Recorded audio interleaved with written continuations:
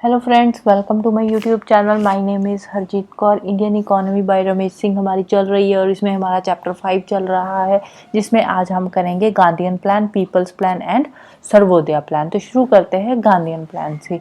जो Gandhian plan था ये बना था 1944 में, और इसको किसने बनाया था? इसको बनाया था श्रीमान नारायण अग्रवाल जी ने।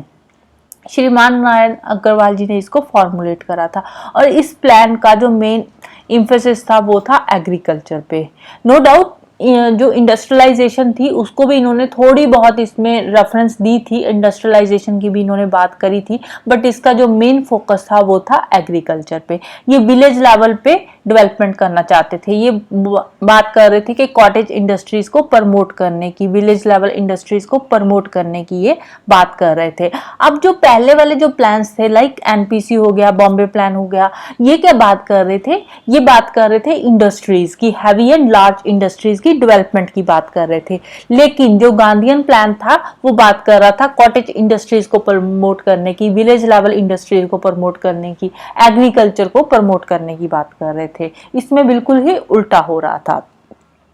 अब ये वाला जो प्लान था ये बात कर रहा था इकोनॉमिक स्ट्रक्चर के डिसेंट्रलाइजेशन की। अब जो पहले वाले प्लान्स थे वो बात कर रहे थे सेंट्रलाइजेशन की। एनपीसी जो प्लान था, नेशनल प्लानिंग कमेटी जो थी, या बॉम्बे प्लान था, ये बात कर रहे थे कि जो प्लानिंग है वो सेंट्रलाइज प्लानिंग होनी चाहिए। जो इकोनॉमी में स्टेट का जो रोल है वो मेजर रोल होना चाहिए, स्टेट को डोमिनेंट रोल प्ले करना चाहिए हमारी इकोनॉमी में, और ये बात कर रहे थे इंडस्ट्रियलाइजेशन की। बट जो गांधीयन प्लान था ये डिसेंट्रलाइजेशन की बात कर रहा था। ये बात कर रहा था सेल्फ कंटेन्ड विलेजेस की, विलेजेस को डेवलप करने की, कॉटेज इंडस्ट्रीज को प्रमोट करने की ये बात कर रहे थे। अब जो गांधी जी थे वो machinery, commercialization, centralized state power, इन सब चीजों के बिल्कुल ही अगेंस्ट थे। वो क्या बोल रहे थे कि ये जो चीजें हैं ना, मशीनरी, कमर्शलाइजेशन, तो ये जो मॉडर्न सिविलाइजेशन है उनके लिए एक कर्स है, उनके लिए एक शराप है। इससे उनका कोई भला नहीं होगा। उल्टा इससे क्या है, इससे जो हमारा नेचर है उसमें बैलेंस नहीं रहेगा। इंडस्ट्रियलाइजेशन से जो हमारा जो एटमॉस्फेयर है वो खराब होगा, पल्यूट होगा, अगर आप बहुत ज्यादा इंडस्ट्रियलाइज हो रहे हो। बट सच्चाई क्या थी? उस टाइम पे जितनी भी डेवलप्ड कंट्रीज थी सारी की सारी ही इंडस्ट्रियलाइज कंट्री ही थी। जो अब अगर इंडिया में भी डेवलपमेंट करनी है तो उसके लिए इंडस्ट्रियलाइजेशन लानी भी जरूरी थी। बट गांधी जी इसके अगेंस्ट थे। वो बोल रहे थे कि नेचर के अकॉर्डिंग काम करना चाहिए, उसके अगेंस्ट नहीं जाना चाहिए। अब जो गांधी जी थी वो इंडस्ट्रियलिज्म के अगेंस्ट बात कर रहे थे। वो बोल रहे थे कि इंडस्ट्रियलाइज करने से बेटर है अब कि आप जो कॉटेज इंडस्ट्रीज है, विलेजेस है, उनको प्रमोट करो। अब गांधी जी बोल रहे थे कि जो इंडिया में पॉवर्टी है ना, जो इंडिया की गरीबी है, उसका मेन कारण ही इंडस्ट्री है। इंडस्ट्रियलाइज जितना हमारा कंट्री इंडस्ट्रियलाइज होगा उतनी गरीबी बढ़ेगी, क्योंकि इंडस्ट्रियलाइजेशन से क्या होगा? इंडस्ट्रियलाइजेशन से ग्रोथ होगी, इकोनॉमी की डेवलपमेंट होगी, बट जो गरीब लोग है ना वो गरीब रह जाएंगे, उनका कोई भला नहीं होने वाला इंडस्ट्रियलाइजेशन से। इसीलिए अगर आपने डेवलपमेंट करनी है तो विलेज लेवल पे डेवलपमेंट करो, सो दैट कि गरीबी थोड़ी कम हो। गरीबी कम करने के लिए विलेज लेवल पे डेवलपमेंट करनी जरूरी है, ना कि इंडस्ट्रियलाइजेशन करनी जरूरी है। 1940s तक क्या हुआ? जो कांग्रेस थी वो थोड़ा बहुत गांधी जी को सपोर्ट कर रही थी। क्यों? क्योंकि उस टाइम पे जो कांग्रेस थी उन्होंने मास मूवमेंट चलानी थी, उनको लोग चाहिए थे अपने फेवर में, कॉलोनियल रूल के अगेंस्ट मूवमेंट करने के लिए। इसीलिए जो 1940s तक कांग्रेस थी वो थोड़ा बहुत गांधी जी को सपोर्ट कर रही थी। बट उसके बाद जो फिर नेशनल प्लानिंग कमेटी बनी तो उसमें फिर इनके बिल्कुल ही डिफरेंट व्यू पॉइंट थे। गांधी जी के अगेंस्ट इनके व्यू पॉइंट थे, गांधी जी के फेवर में इनके व्यू पॉइंट थे ही नहीं। इन्होंने बिल्कुल ही गांधी के आइडियाज के अगेंस्ट बातें करी थी। जो नेशनल प्लानिंग कमेटी बनी थी उस कमेटी में इन्होंने गांधी जी के आइडियाज के बिल्कुल ही अगेंस्ट बातें करी थी। अब जो एनपीसी का फर्स्ट सेशन हुआ था, नेशनल प्लानिंग कमेटी का जो फर्स्ट सेशन हुआ था, तो उसमें जो 15 मेंबर की कमेटी बनी थी ना, उस कमेटी में एक गांधीयन भी थे जिनका नाम था जेसी कुमारप्पा। तो जेसी कुमारप्पा जो थे उन्होंने एनपीसी को बोला था कि क्यों ना जो इंडस्ट्रियलाइजेशन के प्लान्स बन रहे हैं उनको डिस्कस किया जाए। उन्होंने जो इंडस्ट्रियलाइजेशन के प्लान्स थे उन पे बहुत सारी क्वेश्चनिंग भी करी थी, उनके अगेंस्ट बातें करी थी। उन्होंने बोला था कि इंडस्ट्रियलाइजेशन नहीं होनी चाहिए, क्योंकि वो गांधीयन थे, इसीलिए वो थोड़ी बहुत गांधी जी के फेवर में उस टाइम पे बातें कर रहे थे। बट जो उस टाइम पे नेशनल प्रायोरिटी थी, कांग्रेस की जो मेन प्रायोरिटी थी वो थी इंडस्ट्रियलिज्म। उनका वो क्या, कांग्रेस क्या चाहती थी कि इंडस्ट्रियलिज्म होना चाहिए, इंडस्ट्रियलाइजेशन लानी चाहिए अगर इंडिया को मॉडर्न बनाना है, आगे लेकर आना है, ग्रोथ करनी है, डेवलपमेंट करनी है।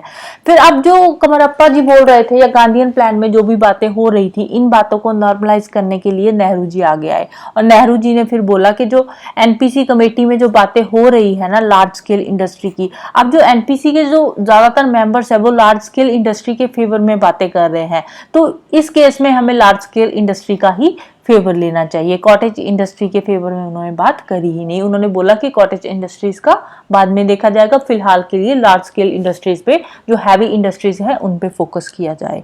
तो ये वाला फिर जो गांधीयन जो प्लान था, गांधीयन व्यू ऑफ प्लानिंग था, ये वाला प्लान उस टाइम पे फिर दब के रह गया, इस पे इतना ज्यादा काम नहीं हुआ।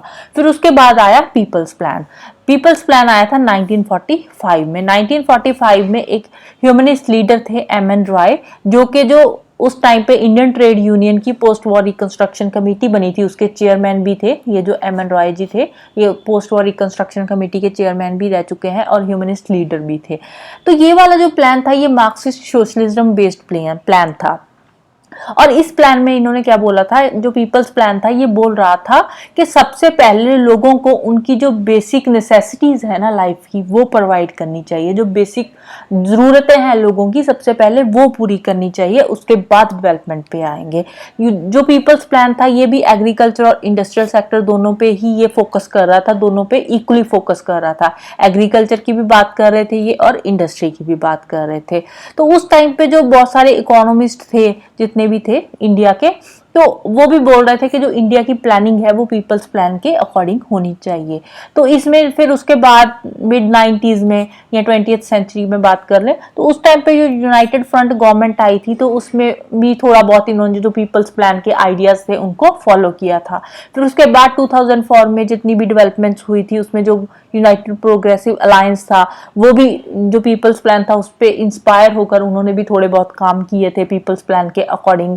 तो जो 1990s के रिफॉर्म्स आए थे, जो 1990s के इकोनॉमिक रिफॉर्म्स थे वो रिफॉर्म्स भी पीपल्स प्लान के अकॉर्डिंग ही किए गए थे। तो उस टाइम पे इनका स्लोगन क्या था, उस टाइम पे इनका स्लोगन था economic reforms with the human face. फिर उसके बाद आता है लास्ट में सर्वोदय प्लान। अब जो अभी तक हमने प्लान्स करे थे ना वो इंडिपेंडेंस के पहले के प्लान थे। अब जो सर्वोदय प्लान आया था ये इंडिपेंडेंस के बाद में आया था। अब 1949 में हमने देखा कि एनपीसी जो नेशनल प्लानिंग कमेटी बनी थी उसकी रिपोर्ट पब्लिश हुई थी। उसके बाद फिर गवर्नमेंट ने 5 ईयर प्लान्स बनाने शुरू किए थे। तो उस टाइम पे फिर जो इंडिया का प्लान्ड डेवलपमेंट थी उसका पहला ब्लूप्रिंट बनके तैयार हुआ था। तो फिर उस टाइम पे एक फेमस सोशलिस्ट लीडर थे जिनका नाम था जयप्रकाश नारायण। उन्होंने जनवरी 1950 में एक सर्वोदय प्लान पब्लिश करा था। अब जो सर्वोदय प्लान था ना ये गांधीयन टेक्निक से इंस्पायर होकर बनाया गया था। जो गांधी जी बातें कर रहे थे ना सेम वही बातें सर्वोदय प्लान में भी करी गई थी। और ये जो सर्वोदय कॉन्सेप्ट था ये दिया था आचार्य विनोबा भावे जी ने। आचार्य विनोबा भावे कौन थे, ये गांधीयन कंस्ट्रक्टिव वर्कर थे, गांधी जी के ही एक फॉलोअर थे ये। अब इस प्लान के जो आइडियाज थे ना, जो सर्वोदय प्लान में बातें कही गई थी वो गांधीयन प्लान से कुछ मिलती जुलती थी। जो सर्वोदय प्लान था ये भी एग्रीकल्चर पे एम्फेसाइज कर रहा था, एग्रीकल्चर को डेवलप करने की बात कर रहा था, agri based small and cottage industries को डेवलप करने की बात कर रहा था, सेल्फ रिलायंस की बात कर रहा था। और सर्वोदय प्लान ये भी बात कर रहा था कि अब और ज्यादा फॉरेन कैपिटल पे डिपेंडेंट नहीं होना, फॉरेन कैपिटल पे या फॉरेन टेक्नोलॉजी पे, इन सब चीजों पे और ज्यादा डिपेंडेंस हमें नहीं होना। इन्होंने लैंड रिफॉर्म्स की बात करी थी, सेल्फ डिपेंडेंट विलेजेस बनाने की बात बोली थी, डिसेंट्रलाइजेशन की भी सर्वोदय प्लान में बात हुई थी। तो पहले जो गांधीयन प्लान था उसमें भी डिसेंट्रलाइजेशन की बात हुई थी। गांधी जी भी जो गांधीयन प्लान था, गांधीयन आइडियोलॉजी थी, वो भी क्या बोलती थी कि डिसेंट्रलाइजेशन होनी चाहिए, विलेजेस को भी थोड़ी बहुत अथॉरिटी मिलनी चाहिए। तो same goes with Sarvodaya plan. Sarvodaya plan में भी डिसेंट्रलाइजेशन की बात हुई थी। जो प्लानिंग हो रही है या इकोनॉमिक प्रोग्रेस हो रही है इन सब चीजों में डिसेंट्रलाइजेशन होनी चाहिए।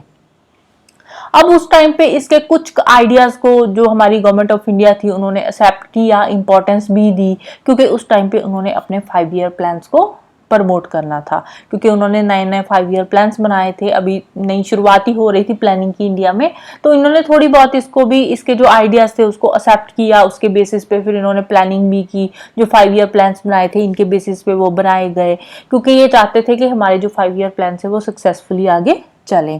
बट फिर 1960s तक आते आते जयप्रकाश नारायण जी ने फिर देखा सारा कुछ, 1950s में तो ये प्लान बना था ना, 60s तक आते आते जयप्रकाश नारायण जी ने प्लानिंग का प्रोसेस जो इंडिया में चल रहा था उस सब को देखते हुए इन्होंने इंडिया का जो प्लानिंग प्रोसेस था उसको हाईली क्रिटिसाइज किया। उन्होंने बोला कि ये अच्छे से काम नहीं कर रहा।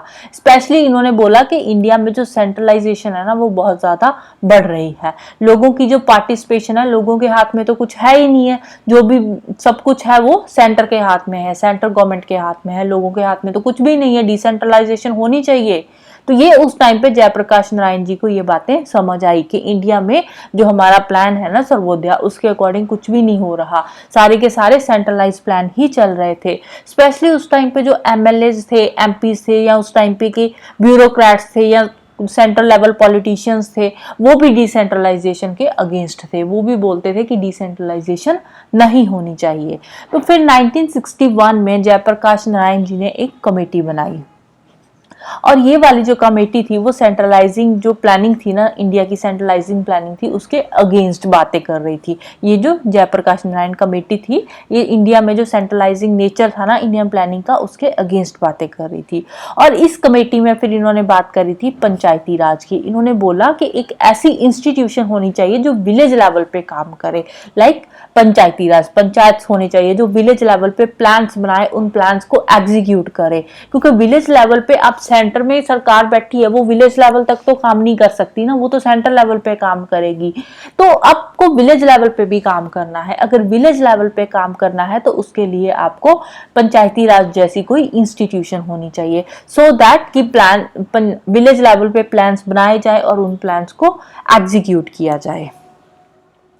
फिर उसके बाद जो सरकार थी, अब सरकार ने इनकी तो कोई बात मानी नहीं, तो सरकार ने अपनी कुछ सेंट्रल स्कीम्स शुरू कर दी, जैसे कि small farmer development agency, drought prone area programme, intensive tribal development programme ITDP, intensive agriculture district programme IADP। तो ऐसे जो सरकार थे उन्होंने कुछ सेंट्रल स्कीम्स बना दी, तो इसमें विलेज लेवल पे कुछ भी नहीं हो रहा था। ये सेंटर की स्कीम थी, सेंटर ने बनाई थी और सेंटर ने ही इंप्लीमेंट करी थी, गवर्नमेंट ऑफ इंडिया ने खुद बनाई थी।